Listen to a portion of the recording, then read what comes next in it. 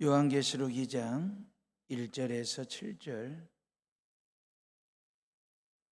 찾았으면 저랑 같이 읽습니다. 에베소 교회의 사자에게 편지하라.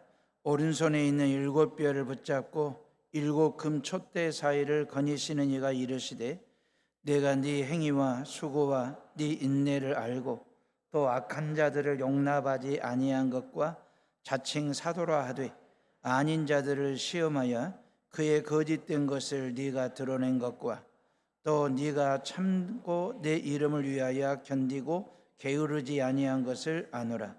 그러나 너를 책망할 것이 있나니 너의 처음 사랑을 버렸느니라. 그러므로 어디서 떨어졌는지를 생각하고 회개하여 처음 행위를 가지라. 만일 그리하지 아니하고 회개하지 아니하면 내가 내게 가서 내 촛대를 그 자리에 옮기리라.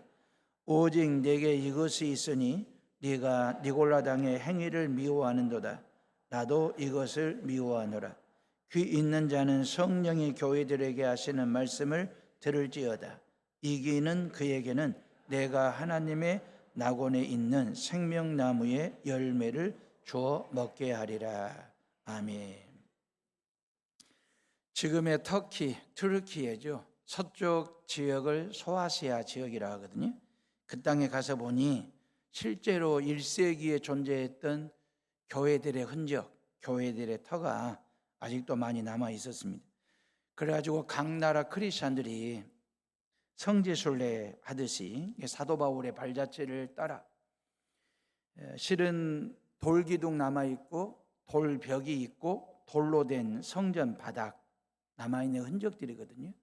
그러한 돌 바닥 위에 교인들이 서서 기도도 하고 찬송을 하면서 1세기 때 예수 그리스도를 믿었던 성도들의 어떤 신앙의 숨결을 느껴보는 시간들을 갖거든요.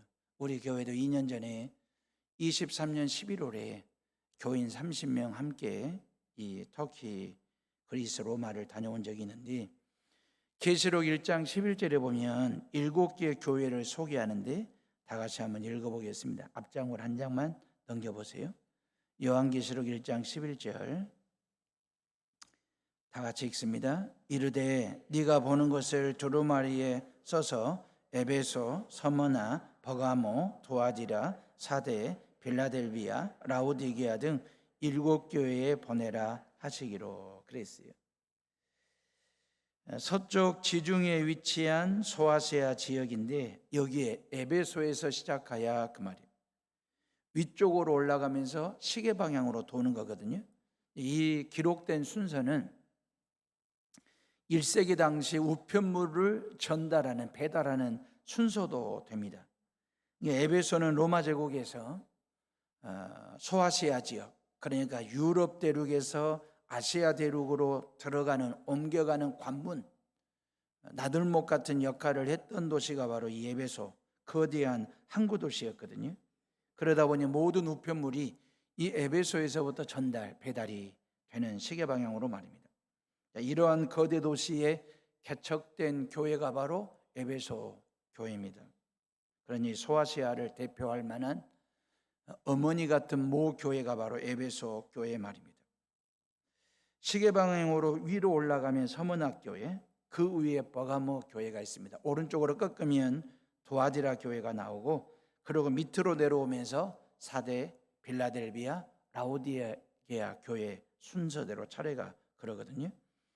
많은 교회가 있었지요. 요 7개의 교회만 있었던 건 아닌데, 요한계시록 2장과 3장에는 7개의 교회만 소개를 한 거예요.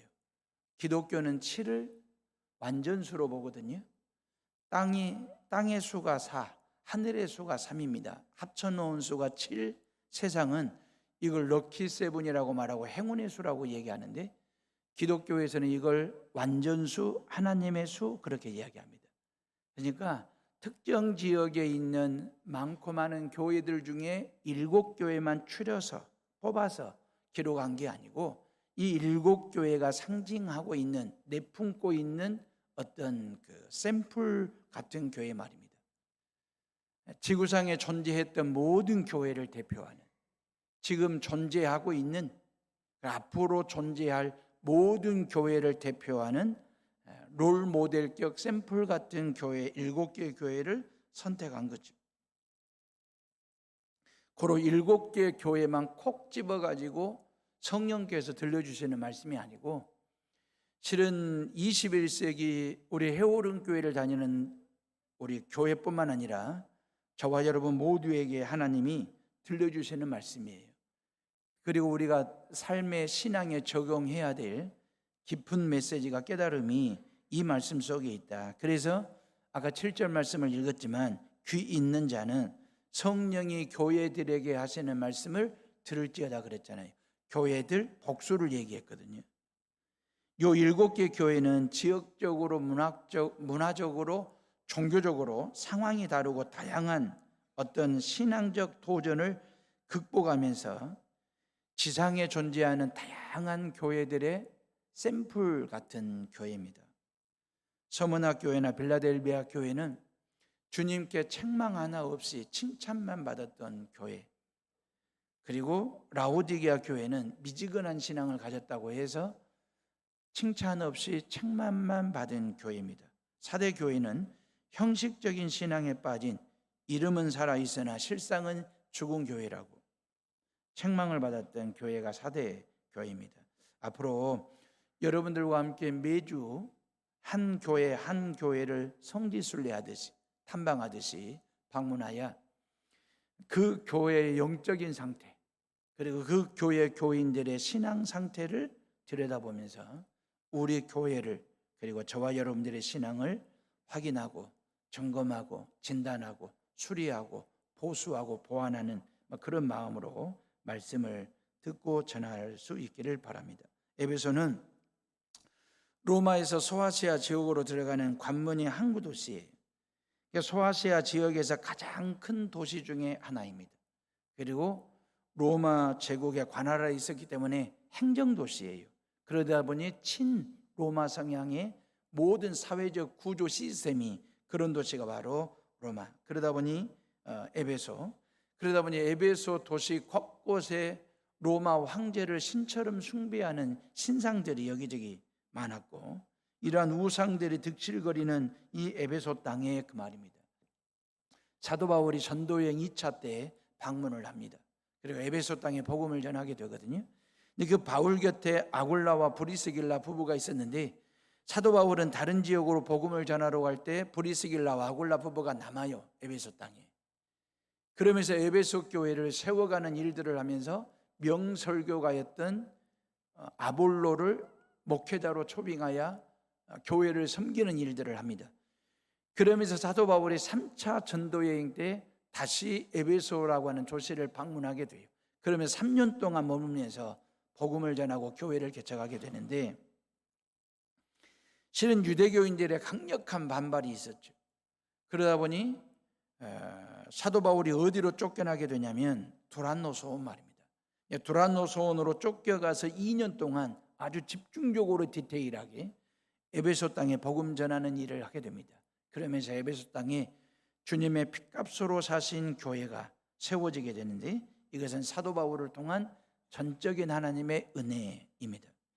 사랑하는 해오름의 식구들이요, 거대한 항구 도시, 유럽과 아시아 대륙을 잇는 관문 도시, 그리고 이 에베소 말입니다. 이 에베소로 우리 다 같이 가셔서 에베소 교회를 한번 둘러보시고 우리 교회의 영적인 상태, 우리의 신앙을 한번 확인하고 점검하는 시간으로 삼을 수 있기를 바랍니다.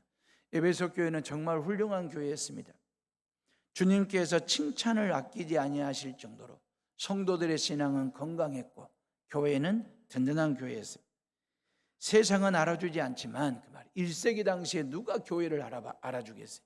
세상은 알아주고 인정하지 않지만 우리 주님만큼은 에베소 교회와 교인들의 신앙을 알아주는 얘기가 나와요. 2절 말씀 봐보실래요?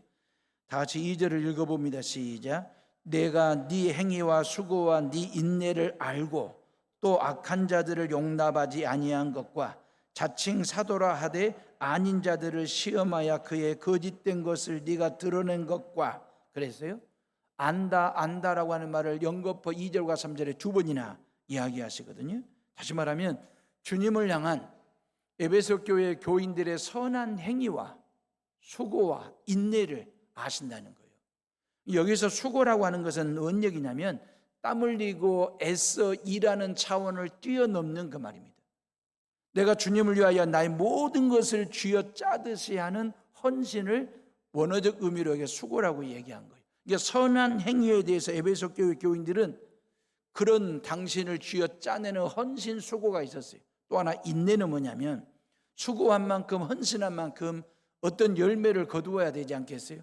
그 열매가 거두어질 때까지 그 말이에요. 포기하지 않고 견디면서 인내하면서 그걸 이야기하는 것이거든요.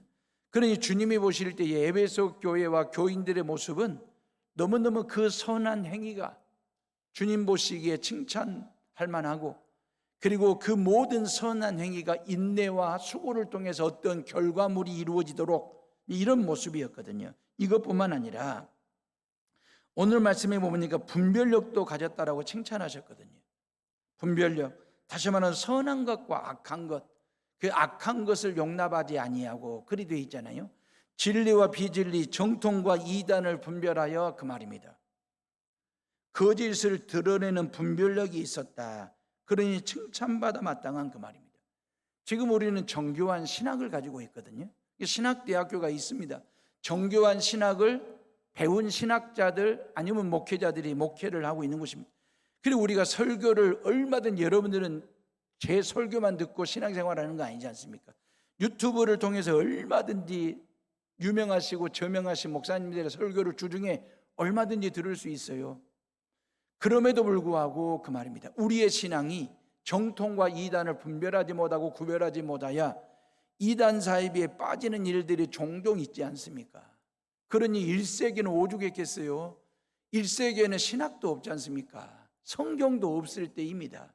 그러니 이런저런 유혹에 엄청난 성도들이 빠져들 수도 있었을 텐데 에베소 교회 교인들은 정통과 이단을 분별할 줄 아는 그 말입니다. 참과 거짓을 분별할 줄 아는 이 분별력이 그들에게 있었다. 그러니 칭찬받아 마땅하죠. 3절 말씀 봐보실래요?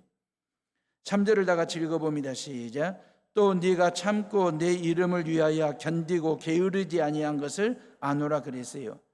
중요한 말에서 예수님의 이름을 위하여 견디고 그리고 게으르지 아니한 것, 이걸 내가 아노라 그랬어요. 따봉이라는 거예요. 내 이름이 뭡니까? 예수의 이름. 그 예수님의 이름 속에 담긴 명예와 존중이 여겨야 될 그 영광을 위하여 어떠한 고통과 환난이나 핍박도 감수하고 이겨내며 견디며 주님의 영광, 주님의 이름이 이 땅 가운데 영광스럽게 되도록, 그 말이거든요. 충성을 얘기하는 거예요.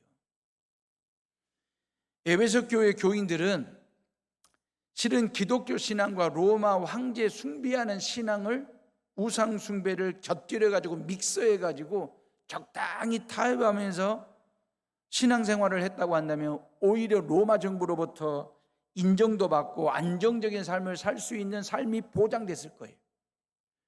근데 1세기 당시에 예수 그리스도를 믿는다라고 하는 것은 내 목을 내놓는 그런 위험과 고통이 따르는 일이거든요. 그럼에도 불구하고 그 말이면 주님의 영광을 위한 일이라면, 예수 이름을 영광스럽게 드러내는 일이라고 한다면 어떤 환난이나 고난이나 핍박도 내가 견디겠습니다, 이기겠습니다라고 하는 이 충성스러운 사랑의 표현이거든요. 여러분, 어찌 보면 우리의 성도들의 삶도 그 말입니다. 이 나름대로 에베소 교회 교인들의 신앙은 지킬 것은 지키려고 애썼던, 근데 지킬 걸 지키지 못하도록 엄청난 유혹과 환난과 고난이 들이닥친다 할지라도 그 말입니다. 예수님의 이름의 영광을 위하여 지킬 것은 지키겠다. 실은 저와 여러분들의 신앙생활도 마찬가지거든요. 주일 성수하는 것, 11조 헌금을 드리는 것, 말씀대로 사는 것도 그렇고 지키기 힘든 상황이 의외로 많습니다.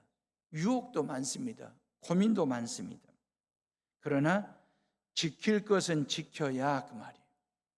그게 주님으로부터 칭찬받는 신앙이고, 그리고 이웃 사람들로부터 인정받는 크리스찬의 모습이지 않을까라는 생각 말입니다. 퇴근길에 버스를 탑니다. 버스에 오르기 전에 이 퇴근자는 마음속에 굳기를, 내가 너무 오늘 피곤하니까, 다리도 아프고 몸은 천근만근 무거우니까 버스에 타는 순간 빈자리만 있으면 꼭 앉아서 가고 싶다. 그런 마음 가지고 버스에 올랐는데 아닌 게 아니라 빈자리가 있어요. 얼른 가서 봤더니 그게 노약자석이라고 팻말이 붙어 있는 거예요.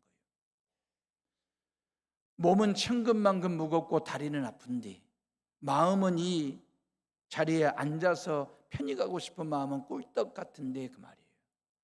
노약자석이라는 그 팻말을 보고 마음속에서 성령이 주시는 생각, 지킬 것은 지켜라. 그 성령이 주시는 감동에 순종하는 마음으로 힘들지만 서서 버스를 타고 가는 그 퇴근자의 삶의 모습은 진정한 크리스찬의 모습 말입니다. 사랑하는 에오름의 식구들이, 주님은 내가 다 아노라 2절에 3절에 그리 말씀하셨거든요. 두 번씩이나 제대로 안다고 말이에요. 에베소 교회 교인들의 수고와 인내, 그 분별력과 충성심 말입니다. 우리 주님이 다 아신다라고 말씀하셨어요. 보석처럼 여기시고 그걸 아시고 칭찬을 아끼지 아니하시는 그 예수님의 모습 말입니다. 주님이 하시면 되지. 그러죠? 주님이 하시면 되지. 남편이 좀 못 알아주는 것 같아서 섭섭할 수도 있어요. 애들이 할까? 이 부모 속을, 이 부모님들의 수고와 애씀과 인내와 수고를 애들이 할까? 요즘 세대 애들은요, 알아도 그 말입니다. 그걸 말로 표현을 못해요. 말로 표현하기를 주저주저해. 그러다 보니까 부모님과 아이들 사이에서 엄청난 에너지 소비가 있어요. 그걸 말로 표현하고 행동으로, 액션으로 보여드리면 부모님들이 훨씬 더 힘이 날 텐데 그걸 못하는 묘한 신경전을 벌이는 상황들 말입니다. 그런데 예수님이 하신대요. 지난날의 수고와 헌신에 대해서 주님이 하신다. 그러면 됐지. 벌써 1년 52주 중에 42주째 주일을 맞이했거든요. 앞으로 10주 남았어요. 72일 말입니다. 올 한해도 주님의 몸된 해오른 교회의 부흥과 온 성도들의 신앙의 성숙과 특히 교회 학교 아이들의 신앙 성장을 위해서 온 성도들이 그 말 마음으로, 몸으로, 영으로, 또한 돈으로 헌신하며 신앙생활 잘 해오신 걸 저는 압니다. 새벽을 깨워서 기도하는 수고, 주방에서 땀 흘리며 점심 준비한 그 수고, 다음 세대를 가르치기 위해서 애쓰는 인내, 질병과 씨름하며 이 질병으로부터 벗어나기 위한 고통스러운 수고, 그리고 아무도 없는 시간에 오셔서 화장실 청소를 깨끗하게 해놓고 돌아가는 그 부부의 수고 압니다. 그리고 토요일날 새벽에 오셔서, 새벽 예배가 없을 때 토요일날 새벽에 오셔서 성전 주변에 떨어진 낙엽 한 장까지 쓸어 담아 깨끗하게 청소하시는 그 권사님의 수고, 저는 여러 번 봤습니다. 강단의 꽃꽂이로 차량 운전하고 주차 봉사하는 일들, 수고의 손길들 말입니다. 제가 일일이 칭찬드리지는 못하지만 저의 칭찬은 인색할 수 있어요. 그러나 우리 예수님은 칭찬이 넉넉하신 분이셔요. 화장실 청소하러 올 때마다 주님이 말씀하시는 게, 화장실 청소하러 왔냐? 고맙다. 내가 다 안다. 그러실 거예요. 주차 봉사하는 게 만만치 않습니다. 차량 운전하는 일, 그걸 우리 주님이 다 알고 계신다라고 말씀하시고 약속하셨어요. 지난 3일 동안 부흥성회, 이 부흥성회를 위해서 이 모양 저 모양으로 헌신하신 분들 참 많습니다. 제가 다 알지요. 근데 제가 아는 것보다도 더 기쁘고 좋은 것은 우리 주님께서 알고 계신다는 거예요. 모든 행위와 수고와 인내를 주님이 다 하신다는 말씀에 큰 힘과 위로가 되기를 주님의 이름으로 축원합니다. 부흥성회는 해년마다 가을에 딱 한 번 해왔습니다. 강사 목사님을 통하여 듣는 하나님의 말씀은 꿀송이보다 더 단내가 나는 말씀입니다. 3일 동안 5번 설교는 특식을 먹는 그런 기분 말입니다. 최은철 목사님 설교 요리사로 셰퍼로 말씀 요리사로 해오름에 파송하셔서 시간마다 차리시는 말씀 밥상을 통하여 그 말이에요. 스페셜 메뉴를 먹었어요. 특별한 외식하는 느낌 말입니다. 저도 그렇고. 부흥성회를 하면 저와 부목사님 셋이서 역할 분담을 해요. 저는 강사 목사님을 모시는 일과 집회를 총괄 지휘하는 일들을 합니다. 우리 장한도 목사님은 찬양과 기도 인도하는 일, 워낙 감성에 탁월하신 목사님이셔가지고 찬양 인도하고 기도에 인도할 때 보면 정말 탁월함이 있으신 분. 우리 박승현 목사님은 음향 영상으로 아무도 보이지 않는 곳에 방송실에 앉아서 묵묵히 예배가 믹싱이 되도록 섬기는 일들 말입니다. 실은 주일날 2부 3부 예배 때 방송실에서 일하시는 분들, 저분들 얼마나 집중해서 예배 다와지도록 믹싱하는 일에 최선을 다하는 저분들의 수고 너무 귀한 일이죠. 배유찬 목사님은 안내도 하고 간식 담당도 하고 그리고 헌금 강단에 올리는 일들, 이런 역할 분담들을 한 겁니다. 그러면서 월요일날 저녁에 식사를 하고 강사 목사님을 모시고 본당 홀로 들어오는데 그때 안내하셨던 장로님이나 권사님이나 집사님들이 양손을 흔들면서 엉덩이 실룩실룩하면서 박수를 치면서 강사 목사님을 반갑게 맞이하는 그 모습을 보면서 제가 월요일날 저녁부터 힘이 불끈 솟았습니다. 그리고 강사 목사님과 사모님이 저에게 그래요. 해오른 교회가 어떤 분위기 있는 교회인지 참 좋은 교회라는 게 느껴진다고 그러면서 우리 교회를 칭찬하셨습니다. 실은 칭찬은 고래도 춤추게 한다는데 제가 잠깐 으쓱해졌습니다. 그래서 둘째 날 저녁에도 밥 먹고 강사 목사님 모시고 올라오기 전에 제가 배주찬 목사님에게 어젯밤처럼 해달라고 카톡을 보냈습니다. 그게 힘이 될 것 같아서. 에베소 교회 교인들은 교리적으로 순수하고 순박했어요. 사역적으로 볼 때 그들은 열정도 열의와 열심이 있는 교인들이었어요. 박해에 대해서는, 핍박에 대해서는 굴하지 않는 결기 있는 신앙생활을 하고 있는, 그렇기 때문에 누가 봐도 그 말입니다. 소아시아를 대표할 만한 대표격 교회이고 모범적인 교회이고 칭찬받아 마땅한 교회이거든요. 그런데 그 말이에요. 이리도 길고 깊이 있는 칭찬 뒤에 그 말이에요. 저도 설교의 50%를 에베소 교회를 소개하고 칭찬하는 데 썼거든요. 근데 주님의 마음을 아프게 하는 한 단어가 나옵니다. 4절 말씀 봐보실래요? 다 같이 4절을 읽어봅니다. 시작. 그러나 너를 책망할 것이 있나니 너의 처음 사랑을 버렸느니라. 그랬어요. 그러나 영어로 but 그 말이에요. 선한 행위와 수고와 인내와 분별력, 충성심 얼마나 좋습니까? 칭찬받아 마땅하잖아요. 그런데 그 말이에요. 이 모든 칭찬을 수포로 돌아가게 하는 아킬레스건이 하나 있다 그 말이에요. 그 아킬레스건이 뭐냐? 처음 사랑을 버렸다. 겉은 짱인데 그런데 but 속을 들여다보니까 꽝인 경우들 말입니다. 겉으로 보기에는 커피 색깔도 좋고 향도 있고 따뜻해 보일 것 같아서 한 모금 들이켰는데 식은 커피에 맛없는 커피였을 때의 그 허망함처럼 말입니다. 에베소 교회는 겉으로 보기에는 참으로 훌륭했어요. 수고도 있었잖아요. 인내도 있었잖아요. 분별력도 있고 충성심도 있었는데 그 속을 들여다보니까 주님을 향한 처음 사랑은 온데간데 없이 사라진 그들의 모습 말입니다. 그래서 주님이 5절에 보니까 너의 촛대를 내가 옮길 수도 있다라고 말씀하셨어요. 준엄한 경고를 하시는 거예요. 처음 사랑이 도대체 뭐길래 그 말이에요. 처음 사랑이 도대체 뭐길래 2절과 3절이 몽땅 무효화될 수 있을까? 이게 수포로 돌아갈 수 있을까라고 하는 것. 처음 사랑은 내가 처음 교회 왔을 때 느꼈던 초심 아니면 감동 아니면 열정을 말하는 게 아닙니다. 처음 사랑은 내가 구원받았을 때 그 말이에요. 예수 그리스도의 사랑에 압도되어 그 말입니다. 예수 그리스도의 십자가 사랑에 압도가 되어 주님께 반응했던 그 뜨겁고도 순수한 헌신을 처음 사랑이라고 말을 하는 거예요. 찬송만 불러도 그 말이에요.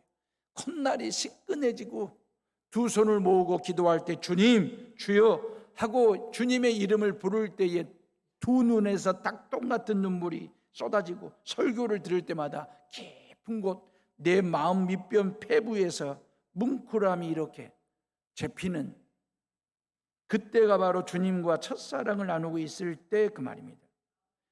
주님의 십자가 사랑에 푹 빠져가지고 물불을 가리지 않고 교회 앞에 헌신하고 봉사하고 충성하고 순종했던 나의 공로, 나의 노력, 나의 수고가 첫사랑이 아니에요.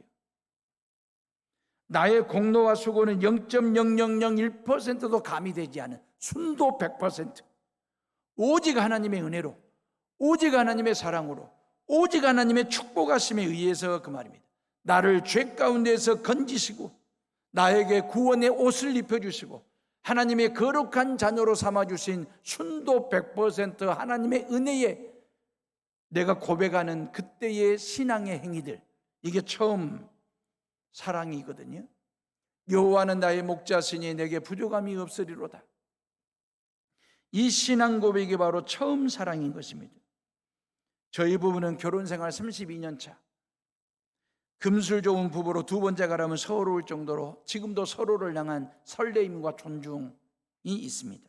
그런데 이번에 최은철 목사님과 한복신 사모님을 제가 3일 동안 지근거리에서 모시면서 부부 사랑의 고수 중에 고수를 제가 만났어요.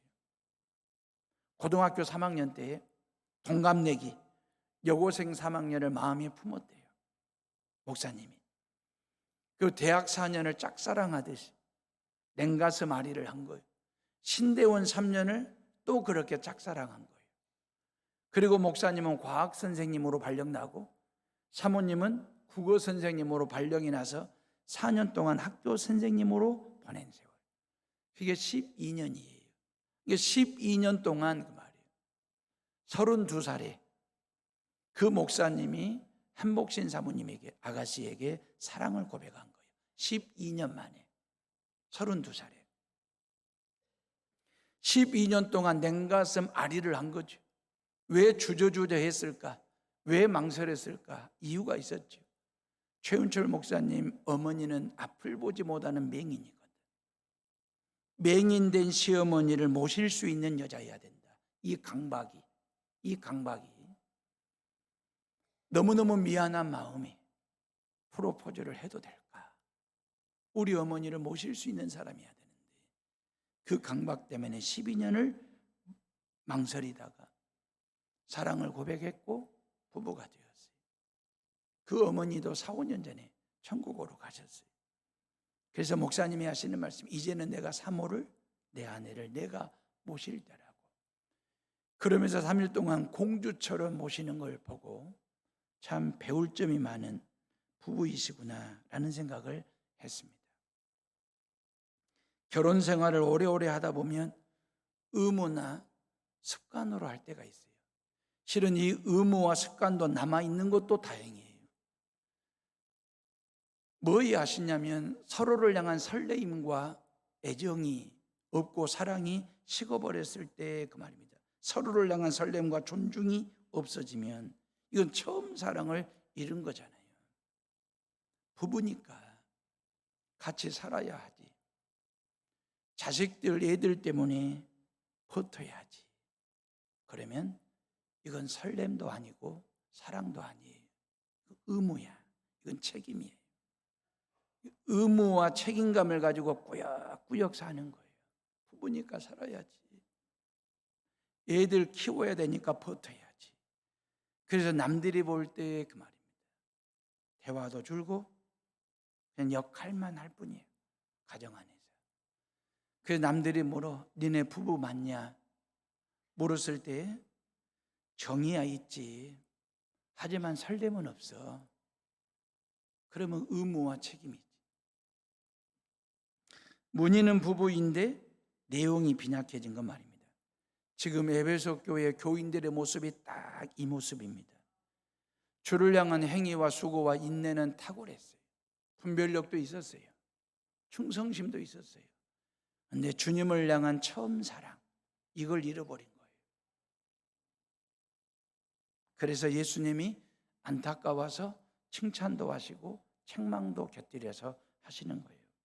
어떤 할아버지가 어느 날 숨겨놓았던 상자를 꺼내면서 할머니 앞에서 이런저런 중얼중얼거리는 거예요. 뭐라고 하시냐면, 당신은 나를 더 이상 사랑하지 않는 것 같아. 그래서 그냥 할머니가 그 얘기를 듣고 깜짝 놀래가지고 뭔 그렇게 서운한 말을 하냐고. 그러니까 그 할아버지가 상자 속에 노랗게 색바랜 종이, 그건 50여 년 전에 할머니가 이 할아버지에게 보냈던 연애 편지, 색바랜 그 연애 편지를 이렇게 보여주면서, 당신이 나에게 연애 편지를 띄울 때에 당신을 얼마나 사랑하는지, 당신을 만나는 시간이 얼마나 기다려지는지, 이런 뜨거운 고백들로 꽉 차 있었는데, 그러면서 할아버지가 이 편지들을 보라고, 그때 당시에는 나를 이렇게 사랑한다고 했는데 지금은 집안일과 봉사에만 정신이 팔려있지.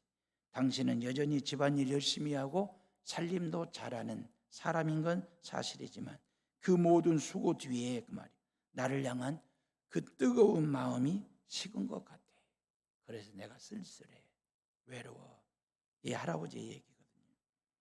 주님이 오실 때 에베소 교회가 이 할아버지와 할머니의 관계죠. 모든 행위와 수고와 인내에 열심이었고 참과 거짓과 정통과 이단을 분별하는 이 분별력이 있었고, 그리고 주님의 이름을 위하여 그 열정과 열의를 가지고 충성심이 있었거든. 모든 게 다 좋잖아요. 문제는 주님을 향한 사랑이 있느냐 없느냐, 그 말입니다. 다시 말하면 에베소 교회 성도들의 행위는 할아버지가 할머니가 봤던, 다시 말하면 집안일 완벽하게 해내는 그 할머니의 모습. 근데 그 할머니를 통해서 할아버지가 원했던 건 사랑이었어요. 주님이 말씀하시는 거예요. 주님도 그것을 원하시는 건 말입니다. 이게 저와 여러분들의 모든 헌신과 수고와 애씀과 예배, 이것과 주일 성수하는 모든 신앙의 행위를 하게 하는 동기, 그 동기가 뭐냐면 사랑이에요. 실은 나를 향한 예수님의 사랑, 그 주님을 향한 나의 사랑이 잘 버무러지고 내 삶의 밑변을 쫙 깔아줄 때에 그 말입니다. 그 사랑이 동기가 돼서 행위가 나오고 수고와 인내를 하게 되는 거고, 분별력이 있는 신앙생활을 하는 거고, 충성을 다하는 신앙생활을 하는 것이거든요. 사역이 목적이 되고 주님이 수단이 되면 안 되는 것이거든요. 누가복음에 나오는 마르다 말입니다. 마르다가 얼마나 열심히 일을 했습니까? 일에 푹 빠져 있었어요. 헌신하느라고 정신이 없었어요. 근데 그 동생 마리아는 예수님 발밑에 쪼그리고 앉아서 주님이 들려주시는 하나님의 말씀 듣는 일에 집중 올인하고 있었잖아요. 예수님께 칭찬받은 여자는 마르다가 아니라 마리아였다고요. 그러면서 예수님이 마르다에게 뭐라고 부탁을 했습니까? 너도 말씀을 듣는 그 사람의 시간을 잊지 말라고. 다시 말하면 사랑이 식으면 봉사는 의무나 습관이 될 수 있기 때문에 그 말입니다. 주님의 말씀에 대한 사모함을 가지고 하나님 앞에 이 모양 저 모양으로 헌신하고 봉사할 것을 얘기한 거죠. 우리에게는 냉철한 머리가 필요합니다. 냉철한 머리가. 왜냐하면 이단과 정통을 분별할 줄 아는, 판단하고 결정할 줄 아는 냉철한 머리가 있어야죠. 참과 거짓을 분별할 줄 아는, 진리와 비진리를 분별할 줄 아는, 영 분별할 줄 아는 머리는 차가워야 돼. 근데 마음은 언제나 뜨거워야 합니다. 예수 난로를 가슴에 품고 신앙생활을 하는 것 말입니다. 그래서 균형 이룬 신앙생활 말입니다. 머리는 차갑게, 가슴은 따뜻하게 뜨겁게, 이게 균형과 하모니를 이루어야 되거든요. 근데 에베소 교회 교인들은 머리는 냉철했죠. 분별력과 충성심이 있었으니까. 근데 가슴마저도 그들은 차가웠어요. 그래서 예수님이 지금 책망하고 계시는 거예요. 신앙의 연륜이 오래될수록 하나님에 대한 사랑이 식거나 잃어버리기 쉽습니다. 신앙생활은 사랑이 동기가 돼야 돼요. 신앙생활을 자기 만족을 위해서 습관적으로 하면 안 돼요. 자기 만족을 위해서. 사랑이 없는 인내는 짜증만 날 뿐이에요. 사랑이 없는 예배는 지루할 뿐입니다. 사랑이 없는 봉사는 지겨울 뿐이죠. 고로 사랑이 모든 행위의 동기가 되어야 된다. 그렇다면 어떻게 잃어버린 처음 사랑을 찾을 것이냐? 5절 말씀 봐보세요. 다 같이 5절을 읽어봅니다. 시작. 그러므로 어디서 떨어졌는지를 생각하고 회개하여 처음 행위를 가지라. 만일 그리하지 아니하고 회개하지 아니하면 내가 네게 가서 네 촛대를 그 자리에서 옮기리라. 그랬어요. 어디서, 그 말이에요. 처음 사랑이 어디서 떨어졌는지, 왜 떨어졌는지, 언제 떨어졌는지, 그 말이에요. 그걸 보라고 했잖아요. 그러므로 어디서 떨어졌는지를 생각하고 회개하여 처음 행위를 가지라고 말씀했지 않습니까? 여러분들 뭔가를 잃어버렸으면 잃어버렸던 그 자리로 다시 가봐야죠. 저는 우리 애들이 연필 잃어버렸어, 아빠 지우개 잃어버렸어. 그러면 어디서 잃어버렸는데 그 잃어버린 시작점, 그 장소에 가서 먼저 찾는 게 맞아요. 우리가 처음 사랑을 잃어버렸다. 어디서, 언제, 왜? 그 잃어버린 처음 사랑을 찾는 것은 바로 그 시간 그 자리, 그 말입니다. 내가 하나님 앞에 예배를 드릴 때 그 말이에요. 첫 예배를 드렸던, 아니면 내가 신앙생활을 막 시작할 때 그 말입니다. 예배 때마다 찬송 부르고 기도하고 말씀 들을 때마다 내 심령이 예수 뜨거움으로 꽉꽉 차고 내 심장이 예수의 심장으로 벌떡벌떡 뛰게 했던 그때, 그 자리, 그 시간 돌아가 보는 것도, 돌려보는 것도, 그래서 다시 한번 내 신앙이 뜨거워지도록, 그 말이에요. 내가 왜 이렇게 됐는지, 우리 가정이 왜 이렇게 됐는지, 우리 교회가 왜 이러는 건지, 그 말이에요. 우리가 처음 사랑을 잃어버린 상태라면 어디서, 그 말입니다. 왜, 그 말입니다. 언제, 그 말입니다. 이걸 우리가 다시 한번 확인하고 본래의 자리로 돌아가 보는 건 말입니다.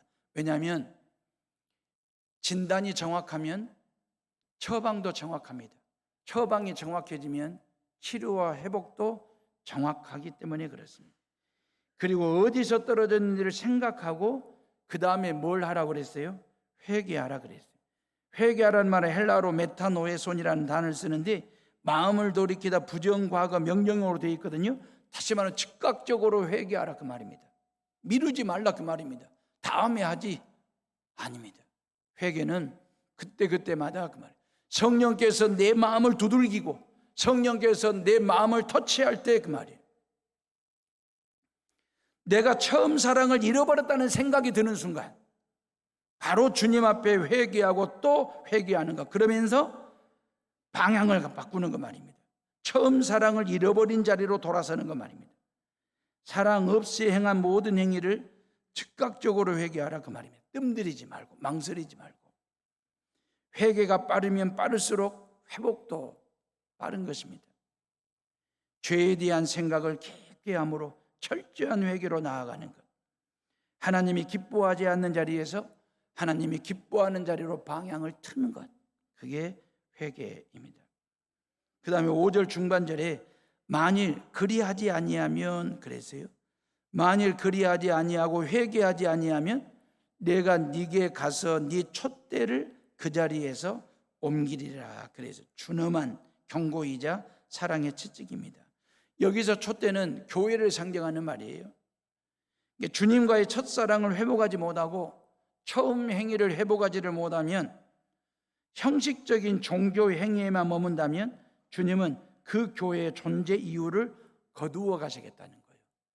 존재 이유를 거두어 가시겠다. 무서운 경고입니다. 촛대를 옮긴다라고 하는 말은 말 그대로 교회의 영광과 권위가 사라지게 하고 쇠퇴하도록 하시겠다, 그런 뜻이에요. 에베소라고 하는 도시의 운명이 이걸 대변해 줘요. 저랑 같이 30여 명이 그 에베소 땅을 다녀와 봤기 때문에, 당시 에베소는 항구의 거대한 도시라 그랬잖아요. 유럽 대륙과 아시아 대륙을 연결하는 관문 역할을 한다 그랬잖아요. 로마의 행정도시라고 얘기했지 않습니까? 그러한 아시아의 빛이라고 불렀던 그 에베소는 가서 봤더니 사라졌어요. 완전히 폐허가 됐어요. 그리고 항구 도시 기능도 잃어버렸어요. 왜? 내륙으로부터, 그러니까 그 지중해 연안으로부터 10km를 내륙으로 도시가 옮겨지게 된 거예요.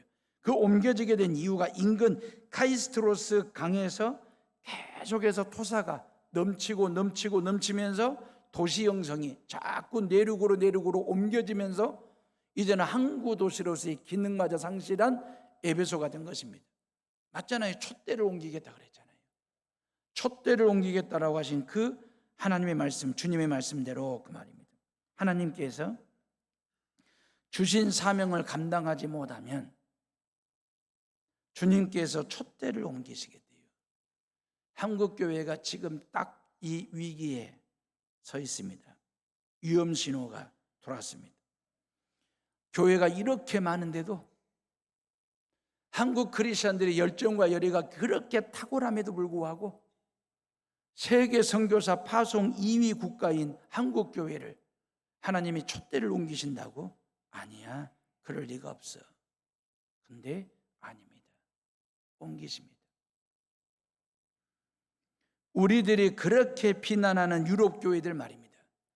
그 유럽 교회들이 불과 1950년, 60년대에는 모든 성전마다 교회마다 교인들로 꽉꽉 들어찼습니다. 지금으로부터 100여 년에 스펄전 목사님이 목회하시던 영국 런던의 메트로폴리탄에 있는 태버너클 처치 교회 말입니다. 이 태버너클 처치는 좌석이 6,000석입니다. 지금으로부터 100년 전 얘기예요. 좌석이 6,000석에 매주마다 스펄전 목사님과 함께 예배를 드리겠다고 모인 교인들이 2만에서 3만 명 교인들이 모였습니다. 그 교회가 지금은 가서 보면 100여 명의 노인들만 덩그러니 앉아서 예배를 드리고 있습니다. 촛대를 옮기신 겁니다. 하나님이 경고하신 거죠. 교회가 당면한 위기가 뭘까? 사랑이 메마른 거죠. 사랑을 기름치듯 치지 않으면 그냥 쇠와 쇠, 기계와 기계가 맞물려 가지고 삐그덕거리듯이 교회는 그런 삐그덕거림이 나오고 신앙의 능률이 오르지 않는 상태에 처할 수도 있습니다. 언제? 처음 사랑을 잃었을 때 내 신앙이 삐그덕거리는 거지. 우리 교회가 삐그덕거리는 거지. 제 목회가 삐그덕거릴 수 있다. 언제? 처음 사랑을 잃어버렸을 때. 그러면 삐그덕 소리가 나지 않고 잘 돌아갈 수 있도록 하려면 처음 사랑을 다시 회복하여 기름치듯 그 말입니다. 쳐야 합니다. 처음 만난 것처럼 교인들을 대할 때 반갑게 대하고 교회 일을 할 때 처음 하듯이 그렇게 즐겁게 사명으로 알고 그 일을 감당하는 것, 그리야 할 때에 우리 교회가 저와 여러분들이 건강한 신앙으로 하나님 앞에 반듯하게 서게 될 줄로 믿습니다. 우리 이 시간 나같이 조용히 묵상하며 기도합니다.